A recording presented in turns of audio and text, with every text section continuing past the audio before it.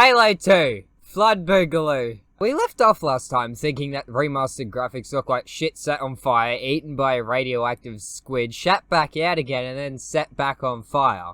Not this one though, and we'll get to how the game looks in due time. I honestly think that Halo 2 has one of the best stories I've ever seen. Combat Evolved and Halo 3 being better, but not by much. Quite frankly, Halo 2 is just Combat Evolved on fucking cocaine and meth with how adrenaline pumping the gameplay is and how much of a badass you feel when you pick up 2 SMGs and start mowing down grunts, jackals, brutes, elites, and buggers alike until all that's left is a bunch of brightly coloured blood splattered all over the walls, floors, and ceilings. Seriously, I feel like I'm actually there slaughtering the fanatical fucks. What the fuck is wrong with me? Dual wielding has never really stuck very well in Halo's multiplayer sandbox, as Bungie was mostly experimenting with it. In fact, you're able to dual wield more weapons in Halo 2 than in Halo 3. Bungie also realized later down the road that dual wielding prevents the player from performing melee attacks and throwing grenades without having to drop the weapon in their left hand in order to do those basic things. Pretty much changed the way players engage with the sandbox in the multiplayer. In campaign, however, it's a different story. Yes, the Halo 2 Magnum is a piece of fucking shit, but thank fuck it got its nerf. It did get buffed in the next game, however, but nowhere near as it was in Combat Evolved, taking way more headshots in Halo 3 than the 3-shot headshot in Combat Evolved. And speaking of powerful weapons that get nerfs and buffs in later games, this is where I bring up the fucking battle rifle. The battle rifle, or BR, is basically Halo 2's Magnum if it didn't already have one. It's the only thing in Halo 2's weapon sandbox that anyone actively uses, mostly because back in 2004 you spawned with it.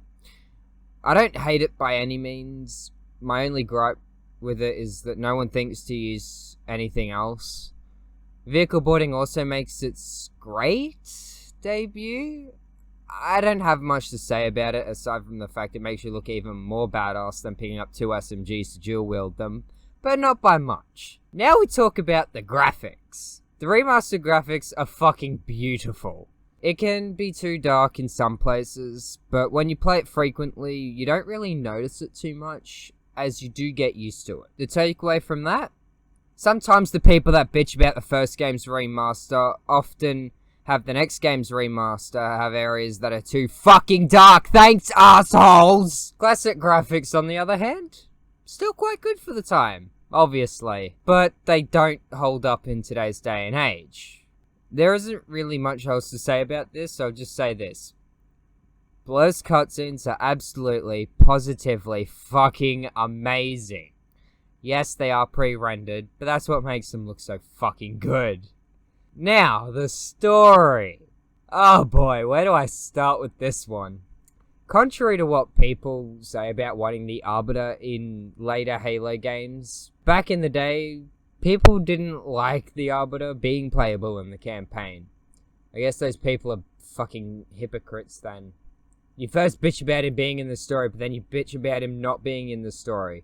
Make up your fucking minds, asshole!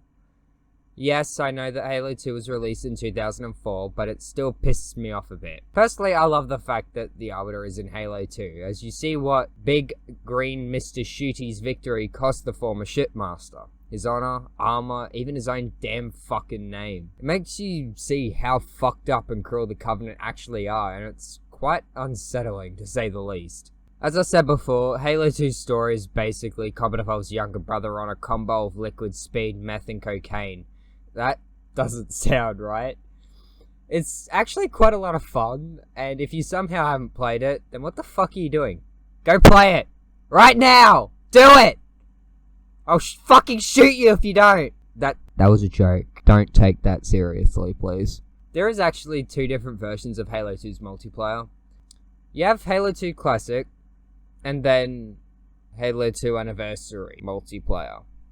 Classic is basically how it was back in 2004, but upscaled and pushed to 60 FPS if you're on Xbox One systems, 120 FPS if you're on Series X and S, and however many frames your ungodly PC can push out, limited only by your monitor's refresh rate in Hertz, and obviously the hardware in it. The Anniversary multiplayer, on the other hand, uses Halo 4's game engine, and doesn't have very many maps.